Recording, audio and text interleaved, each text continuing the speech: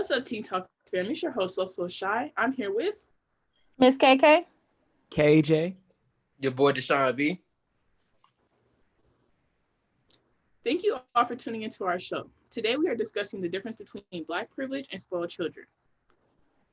Miss KK, with that being said, what's the difference between being privileged and spoiled?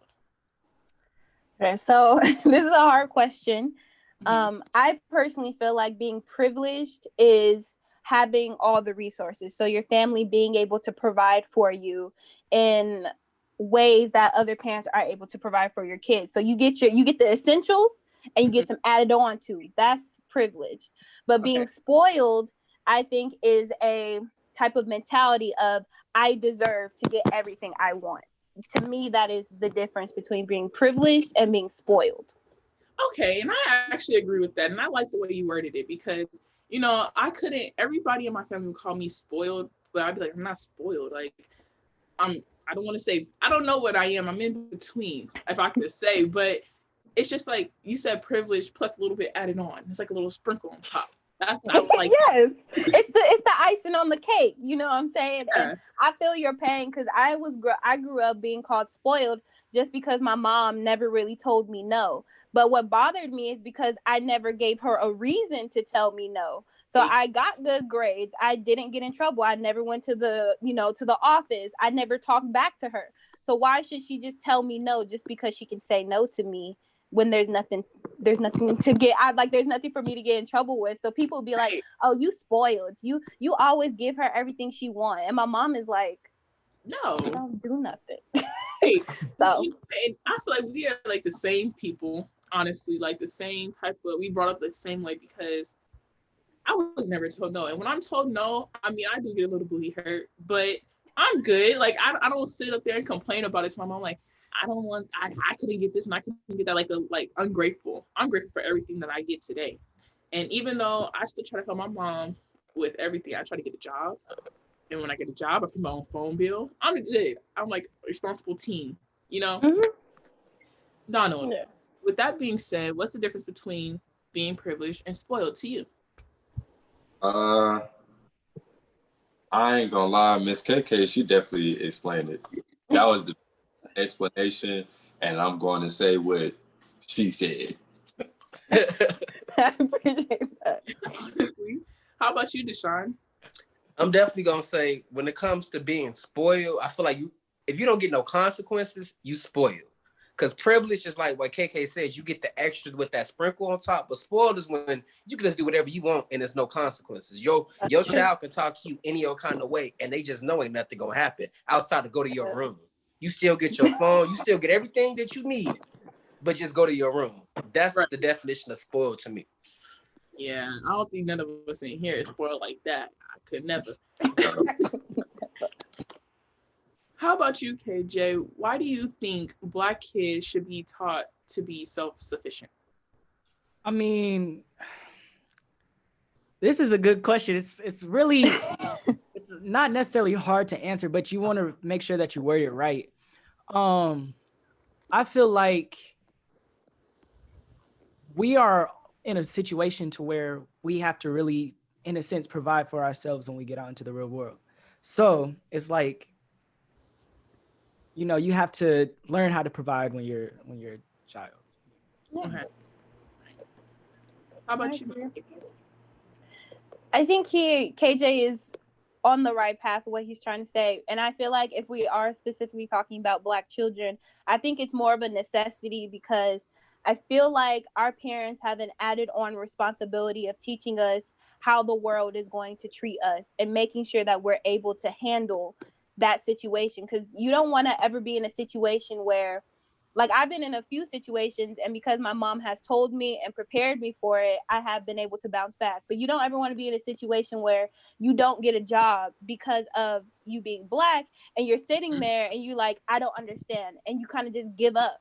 But because, a lot of Black parents teach their kids to be self-sufficient, they teach them how to hustle, they show an example of themselves being able to bounce back from a lot of stuff, you're able to see that in your parents and be like, okay, I need to learn how to do that for myself because this world isn't just going to give me everything because I'm not a regular or Person. you know, Yeah. like you're not a regular person. There's some added on stuff to being African American. Exactly. And you know what? It's more like what our parents just tell us: carry yourself the right way, present yourself the right way. Never present yourself as this person, because automatically in their minds they're going to think it's just another typical African American girl or African American guy. There's nothing special about him or her, you know. Mm-hmm. And I think it all just goes back to carrying yourself the right way. Donald, why do you think kids who travel the world are considered spoiled? Kids who travel the world, that seems it's because it's look, I don't, cause it's like looking at them and then they chilling at the beach while I'm at the crib, and it's like y'all having the best of the time, you know, and I'm over here, I'm playing 2K, I'm doing the same thing I'm doing, and y'all going on adventures, and it's just terrible. It's just I don't like it. It just seems like So we go to the beach and then it's like, but Corona, they don't make, you know, bring that up and everything, because you know the beaches can be the hot spot. yeah, but so you're saying that They're having fun. So you're saying that being spoiled is because you think that kids who travel are considered spoiled because you're in the house playing 2K? They can. Yes. Because What? Y'all agree? in a pandemic, if you think about Okay, let's take the pandemic out. Pandemic out. Now this is just a normal day, normal 2019. Cool. You know, we just good. Would you still consider them spoiled? Okay, then that would be a different situation. Okay, spoiled. If the kid ain't doing anything, of course, with their lives, and they still, you know, not doing anything with school and all of that, and they still able to go, then they're spoiled, of course. Now, if you work hard for it, you got enough money, you got enough money for the budget, so you ain't got to ask your parents for anything, you can get a rental car, room, and everything, then it'll be okay. Okay. And that's it. I just a little bit kind of disagree with that. It's kind of, you know, sometimes we just wake up and go to the movies, or we'll go to, you know, we just do something. You know what I mean? And I don't know. I just disagree with that. How about you, Deshaun? I'm gonna have to agree with Donald, but I feel like when it comes down to figuring out if it's considered spoiled, if you are not deserving of whatever you're getting and you're still getting it, to me, you're spoiled. Because when you earn something, that can still be like you looked at as being privileged because you're getting some of the best things that other people can't. But spoiled is when you just don't deserve to go and you still going. Like some of these kids be on trips and they don't deserve to be on no trip. Like, didn't they just get in trouble in school last week? And they parent be like, yeah, but I can't leave them at home. So to me, that's spoiled. Yeah, that's spoiled. That's for sure spoiled. I've heard that. KJ, when parents do their kids' homework, what lesson does that teach the child? Ooh, okay. My mama used to do my homework. I mean, it doesn't necessarily teach a child a lesson, but see, okay, I gotta put myself in this situation. So, if your mom or dad is doing your homework, then you have to be doing something else. You have to be cleaning around the house. You have to be leveling up in some type of way. You can't just be sitting down while like on your phone watching them do your homework, you know? See, I still disagree with that. I'm sorry. Your parents should not be doing your work no matter what you do. I don't care if you clean up your room. I don't care if you go into the store. Your parents should not be doing your work because that is not benefiting you. That is benefiting What is that teaching you? It teaches you nothing. You still don't know it. Zip, zap, zada, nothing. So, but I sort of understand that because I asked my mom yesterday to do a paper, but it was nothing that was going to teach me. It was like a class where you just had to go to CSN and search up like the tuition, and that's it. And I was busy. I was going to the store. I was ripping and running, but that ain't no homework, like math homework, English homework, science. Like I would never ask my mom. I would not dare. I would not dare. Kayla, what are some long term effects of spoiling kids? I think you guys pretty much was about to touch on it. It's like, if you're spoiling your kids and you're giving them everything just so it's easier on you, first of all, I personally feel like it's a cop out on parents. Like when I see kids who are crying and stuff, and the first thing they do is give them a screen to put in front of their face, that's a cop out, because now they don't know how to self-cope. They don't know how to calm themselves down. All they know is that they're going to cry and they're going to get what they want. So the long-term effects of that is they don't know how to control themselves. They don't know how to handle rejection. They don't know how to hustle. They don't know how to get things for themselves, because mom and dad just used to, I just asked and they gave me what I wanted. So now it's like, I don't know how to prove myself. I don't know how to prove to you that I deserve what I want to get. I don't know how to get a no from my college application and take that no. I'm just going to sit there and cry and not fight for the yes. So it's just, you get lazy adults. You get adults who are, what are they called? Like couch potatoes, like couch surfers. They don't know what to do. And you know what? And I agree with you on that, because when I was a kid, I mean, we had electronics, but electronics wasn't big. Not like it was that. A big part. It was more like a TV. That was the biggest electronic we had. So and I wasn't in front of it like that. Like I remember going to church and like going to sleep, and my mom doing the get up. Like you can't, you had to learn how to pay attention and stay up. You can't just be on the phone. Focused.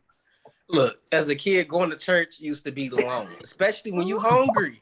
Especially when you hungry. And if you feel like the church service going for 3 hours straight, no breaks, you gotta wait there for food and drink.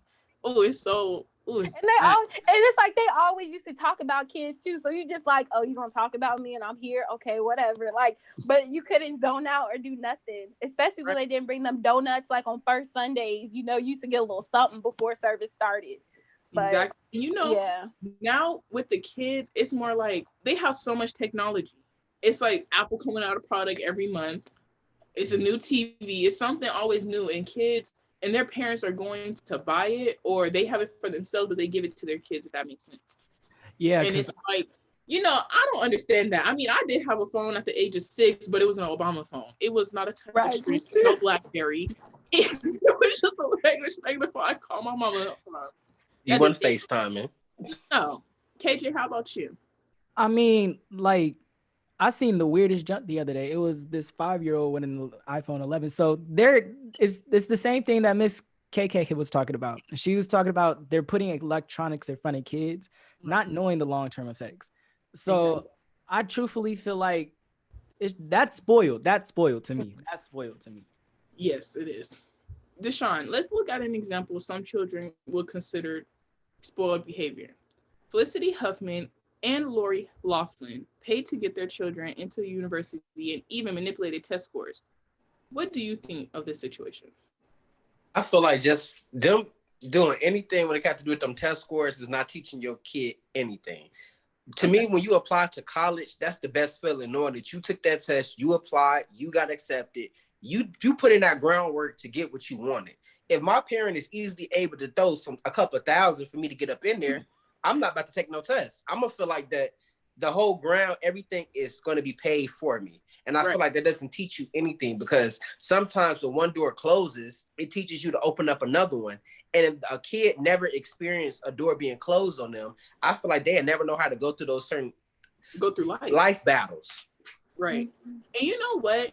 That is actually good, because just imagine if their kids did go to like medical school or whatever, and they're your doctor. Yeah.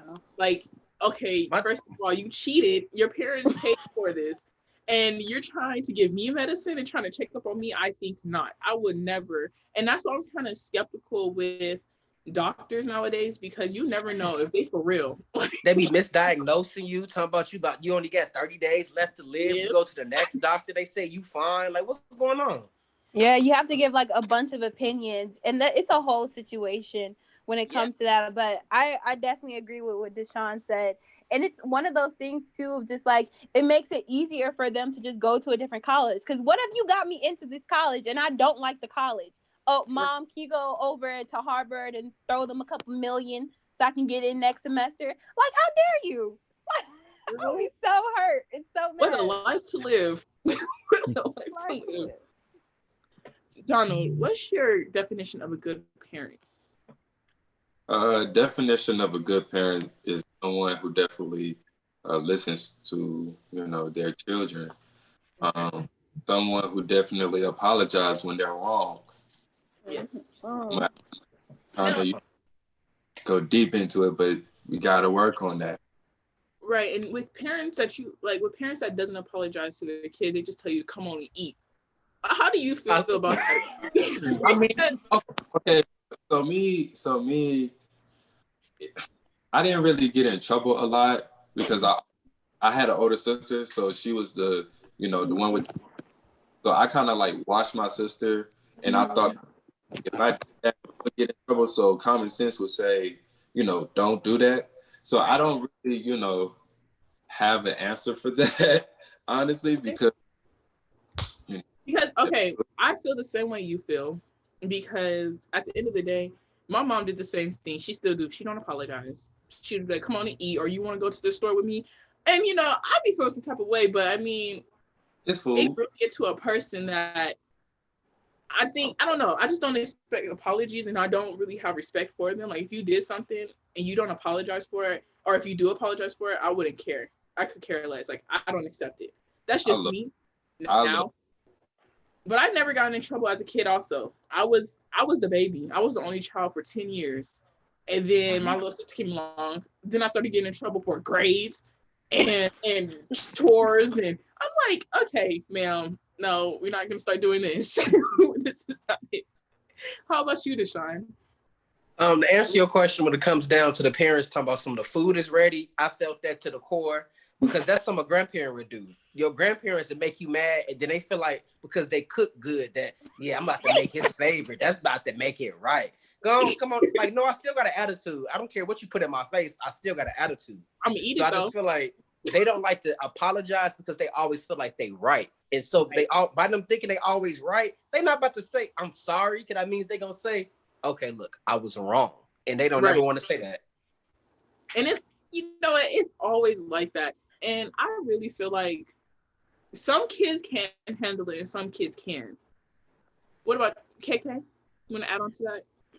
I just want to add on with the good parent thing. I agree with Donald when it comes to all the traits he said. I completely agree with, especially his story about being the youngest, because I had an older sister who was ripping and running. So I saw them whoopings. Okay, my grandparents, I saw all of it, and I said, not for me, not the life I want to live.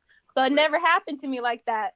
But when it comes to the apologizing situation, I think it depends on your age, honestly. Like as a kid, that never really registered to me because I feel like parents show that they are sorry in different ways. Because after you get a good whooping and you crying and they come and they like comfort you and they explain what's going on, if that's how your parent operated. That's kind of how my mom operated with me and my sister. But when I got older, so when I got my driver's license, so 16 and up, we would have adult conversations. And I feel like that's when she started treating me like an adult. And she would be like, okay, this is where I was coming from. And it might not be a full, I'm sorry, but it'll be like, okay, I see your point. So it depends on your age.